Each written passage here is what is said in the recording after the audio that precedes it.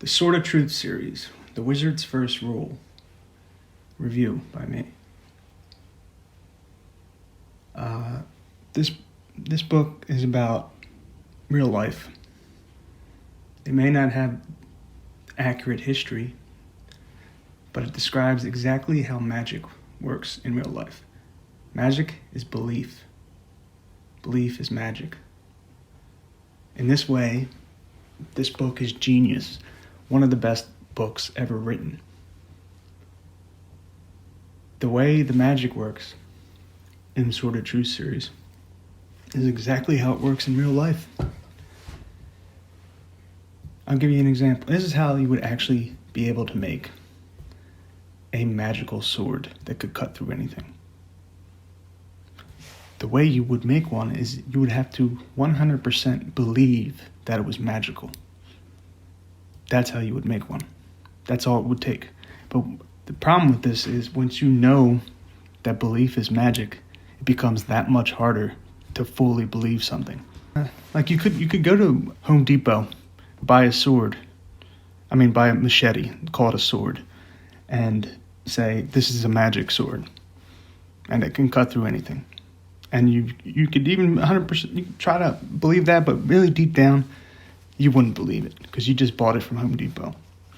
But if you did this, if you researched all 90 metals on the periodic table of elements, all 90 metals, you found the unique properties of metals, and you combined all those properties to make a specific sword. Like the way I would do it would be with selenium, which is a metal that has increases in electrical resistance when it touches the light. It's how light sensors work. They use selenium because the resistance goes up when light hits the sensor. Then mix that with steel, with iron. Then I would have it be an alloy with selenium so that the sword is steel, selenium. Then I would put I'm stealing this from Gene Wolfe, but I would put a chamber in the middle of the sword where I would fill it halfway with mercury, a mixture of mercury and tin at 10%. So the mercury is a 10-to-1 ratio with tin. Because I read in a book by Gustave Le Bon, Evolution of Matter, that when mercury and tin are combined in that way and they touch the ultraviolet rays of the sun, the mixture, the amalgam, becomes 400 times more radioactive than uranium. That would be in the chamber. And then to close the chamber, I would have sheets of bismuth. I would program the bismuth by melting it. And as it cooled, I would have really powerful magnets near it. Because bismuth is the most diamagnetic metal in existence. Diamagnetic is like the opposite of magnetic. That's why the crystals of bismuth look all like inward, like it's like an illusion almost. It's because it's not magnetic; it's the opposite. And when you program bismuth with a powerful magnet as it cools, it has anti-gravity properties.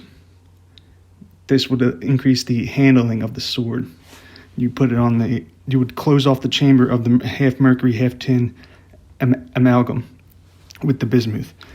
Then for the handle, I would use wood that was struck by lightning. Then after all that, I would need specific conditions to activate the sword. Kind of like Excalibur, I had to pull it out of the ground, pull it out of the rock. The conditions would be on the summer solstice at 12 noon.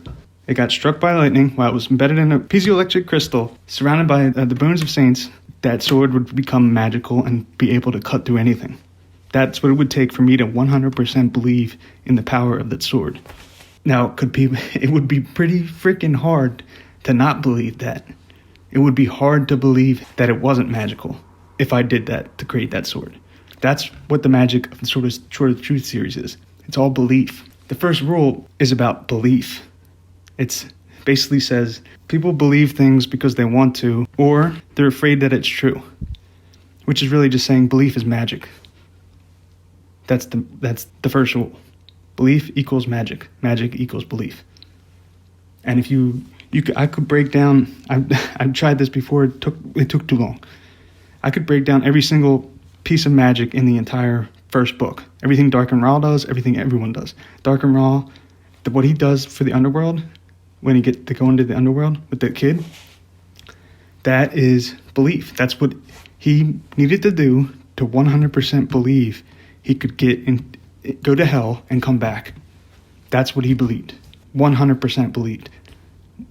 That's the trick of this, of magic. Once you actually understand that the wizard's first rule, that belief is magic, magic is belief, it becomes that much harder to actually do the magic. That's why he had all those conditions. That's why Darken Rahl had all those conditions with that kid. He had to do all kinds of crazy shit for the conditions to be met. And he had to put his life on the line as he was doing the conditions. Like when he does the incantations and when he writes the sigil on the ground with the sorcerer's sand, which is really the bones of saints who were people with the gift. That's what saints were. They were people with the gift. They could do magic. The other half of magic in the Short Truth series is miracles. The first half, belief, is magic, which is belief. Second half is miracles, which is how the healing magic seems to work. If the wound is bad, you believe in the person that you're healing, and they heal themselves through belief in themselves. And by themselves, I mean more than one thing. I don't mean just that person. I mean, we are all one. We were all for one and one for all. We're both at the same time. Like Zed's Cloud Rock. He goes on the Cloud Rock. Well, Richard goes on the Cloud Rock that Zed had. And he feels inconsequential and all-powerful at once. That's what we are. That's what everyone is. Why are the Catholics... If you go on Wikipedia and look up any saint, every single article is about the saint's bones. Why? Why are they obsessed with bones and relics, they call it? The location of the bones, how many bones, where they all are. It's because I think they're using it as sorcerer's sand. That's what sorcerer's sand is in the Sword of Truth series. It's the bones of wizards, which are saints. Now, you may not believe me, but I've looked up. I made the most comprehensive list of Christian saints on the entire internet. I'll put the link in my description. And I've looked through a bunch of them because I wanted to power rank their miracles to see who had the best superpowers or whatever, just for fun. And every single article left the miracle as like a footnote. They were all about the bones, where their bones were located. Why is that important? Who gives a shit?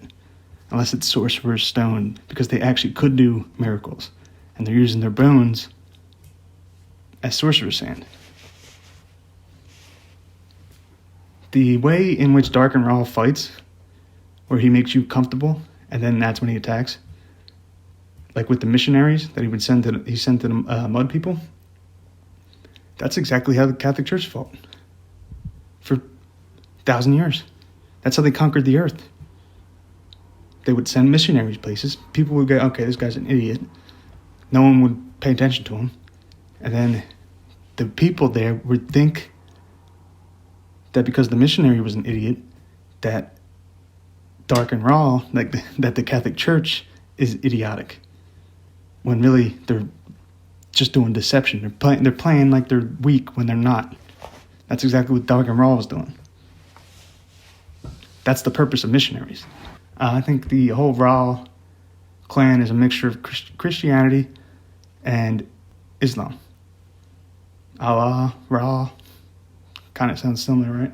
The old Allah, Muslims do devotions to Mecca, a white background with a black square in the middle, just like in the book Account of Shadows when Richard Rahl has to clear his mind and think of just a white background with a black square in the middle. Every single Muslim prays 5 times a day, does devotions, like they were doing the dark and raw. They have to do it 5 times a day towards Mecca, in the direction of Mecca, which is a white background with a black square in the middle. The different forms of magic, additive and subtractive, was very interesting. I think it's kind of like additive is the time dimension, and subtractive is the space dimension, the dimension of space. This is hard to get into without talking about it for 20 minutes, but in electrical engineering, the dimensions are 1D equals time, 2D equals space, 3D equals magnetic, 4D equals electric. Space is one dimension. So subtractive, where things vanish, that's a spatial thing. And additive, where he can grow his beard, that's a time thing, because over time your beard grows, right? But I'm still working on that kind of, but that's in electrical engineering. For an electrical spell book that explains all that, without me having to spend 20 minutes talking about it, look up A Common Language for Electrical Engineering by Eric Dollard. It's the modern equivalent of an electrical spell book. Like if you were a wizard and you wanted to learn how to do lightning, like lightning strike, you would read that book. That's an electric spell book. A real life one. The language of the Book of the Counted Shadows is exactly like computer programming language. It sounds identical, except it's not programming a computer, it's programming humans. Like that's how it's written. And like I said, belief is magic. Well, the conditions to open the box, when Richard actually opens the box, opens the cover for Dark and Raw, are extremely specific conditions at a specific location at a specific time of the day. If you look at all these cathedrals and stuff, burial mounds, the pyramids, the skyscrapers, temples, everything, every like ancient architecture, they're all based around the position of the sun and the moon and the stars. That's purposely done. It's magic. They did, like, People's Palace was built as like a magic sigil. That's why all churches are crosses from above. If you look at them from above, they're crosses. All churches have 2 extremely loud sound vibration. They have large bells that track time, and then they have the organ. And there's no other buildings have giant pipe organs. There's a reason for that. That's because it helped the spell. That I don't even know if it could have been before the Catholics.